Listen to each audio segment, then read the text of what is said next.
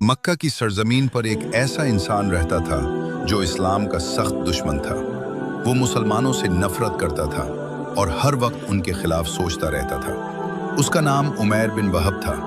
वो बहादुर भी था और चालाक भी, लेकिन उसका दिल ईमान से खाली था। जंग बदर के बाद उसके दिल में मुसलमानों के खिलाफ गुस्सा और भी बढ़ गया, क्योंकि उसका बेटा कैद हो चुका था। वो हर वक्त यही सोचता रहता था कि किसी तरह मोहम्मद सल्लल्लाहु अलैहि वसल्लम से बदला लिया जाए। एक दिन वो काबा के पास बैठा था। उसके साथ सफवान बिन उमैया भी था। दोनों आपस में बात कर रहे थे।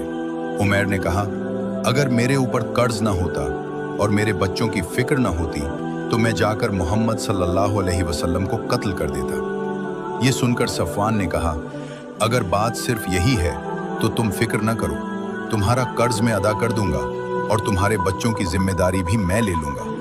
तुम बस जाकर अपना काम पूरा करो। ये सुनकर उमैर का दिल मजबूत हो गया।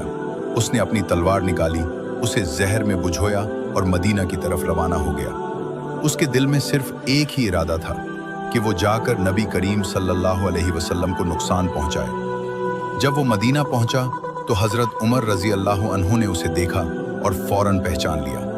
उन्होंने कहा, यह शख्स किसी अच्छे इरादे से नहीं आया, और उसे पकड़कर नबी करीम सल्लल्लाहु अलैहि वसल्लम के पास ले गए। नबी करीम सल्लल्लाहु अलैहि वसल्लम ने फरमाया, उसे छोड़ दो और उसे मेरे करीब आने दो। उमैर आगे बढ़ा। उसके दिल में अभी भी वही नीयत थी। नबी करीम सल्लल्लाहु अलैहि वसल्लम ने उससे पूछा, तुम यहाँ क्यों आए हो? उसने कहा, मैं अपने बेटे के बारे में बात करने आया हूँ जो कैद में है। नबी करीम सल्लल्लाहु अलैहि वसल्लम ने फरमाया, नहीं उमैर, सच बताओ, तुम क्यों आए हो? फिर आपने वो बात बताई जो उसने सफवान के साथ मक्का में की थी कि तुमने कहा था, अगर कर्ज और बच्चों की फिक्र न होती तो तुम मोहम्मद को कत्ल कर देते। ये सुनकर उमैर हैरान रह गया। उसके चेहरे का रंग बदल गया, क्योंकि ये बात उसने सिर्फ सफवान के साथ तन्हाई में की थी। कोई और उसके बारे में नहीं जान सकता था।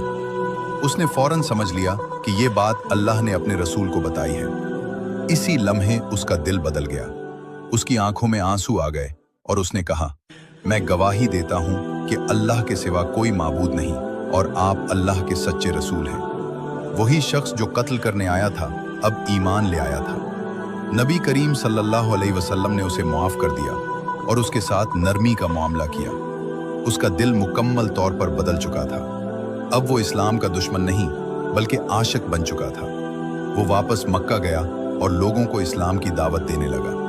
वही उमैर जो पहले मुसलमानों के खिलाफ था, अब इस्लाम का पैगाम फैला